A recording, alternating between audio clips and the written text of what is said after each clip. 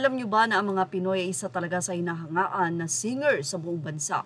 Hindi lamang sa galing ng mga boses ng mga Pinoy, kundi na rin sa mga lyrics ng paglilikha ng mensahe ng mga kanta. At isa nga si Freddy Aguilar sa nagkaroon ng chance na makilala sa buong mundo dahil na rin sa komposisyon nito ng Anak na Kanta na kung saan ay napakaganda ng lyrics.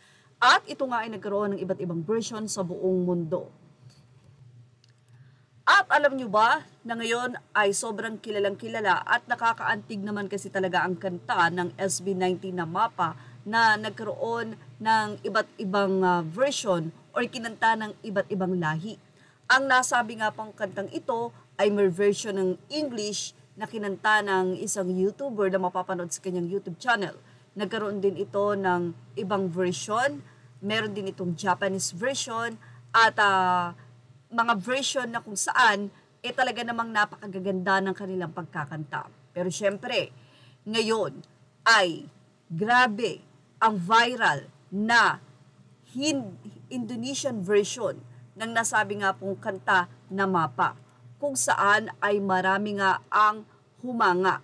Grabe kasi ang galing ng collaboration ng SB19 sa isang singer ng Indonesian na kilala na si Aroma. Pag napakinggan nyo ang version na ito, even the Indonesian people ay humanga at napaiyak.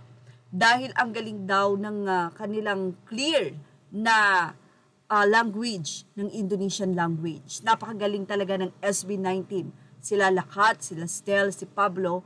Pagdating sa lyrics, talagang inaaral nila ito bago ilabas. Ayon sa nasabi nga pong isang YouTuber sa pag-update, matagal na raw itong pinlano. At ngayong taon nga na to ay ibinahagi ito ng singer na si Aroma sa kanyang YouTube channel sa Indonesian version.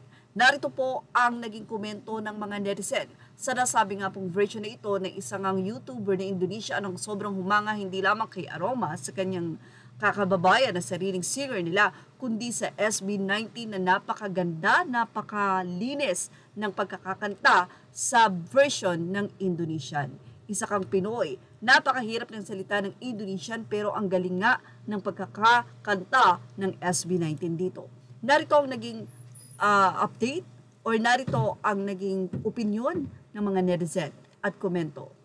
Say ng ilang netizen, I want Mapa to be translated in every language. This masterpiece should be heard all over the universe. I hope a lot of Indonesians will hear this song. I know that Indonesians are also family-oriented. When I visited Jakarta, I saw a lot of families eating together in the mall and having picnics in the park. You were the first ones I thought of when these verses came out. It hits differently when sung in your native language. It was so beautiful. I'm shedding happy to tears with you. Music is universal. I love listening Mapa in your language, Bahasa. Thank you for appreciating our language too and loving our mom, Halima SB19. Also, Aruma has really soothing and calming voice. Love her. Aruma was so unexpected. It's like a new song to my ears. Her tone is so unique. Core memory for you as Indonesian from reacting to their songs. Now they are singing in your language. Love Aruma's voice as well. Enjoy. For the first time in my humble Filipino home, a song in Bahasa Indonesia language plays loudly. Visual hugs to our Indo neighbors, lovely language, amazing artist, piercing message. Kakaiyak man. Ganda ng boses ni Aruma, sweet voice. Husay ng Mahalima namin. Congrats! Singa pala, katapos lang watch busking nila sa Taipei main station. Linaw ng mga calm nila, enjoy kahit team bahay lang. Grabe ang ganda ng version ito, lahat ng makakita sa lyrics video, ang ganda, ang galing din, Aruma, bagay sa kanya yung kanta.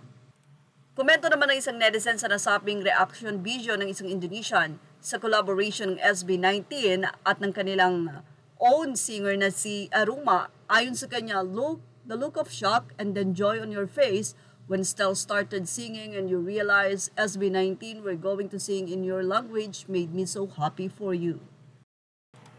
Images are all credit to the rightful owners. Thank you for watching. Showbiz Now.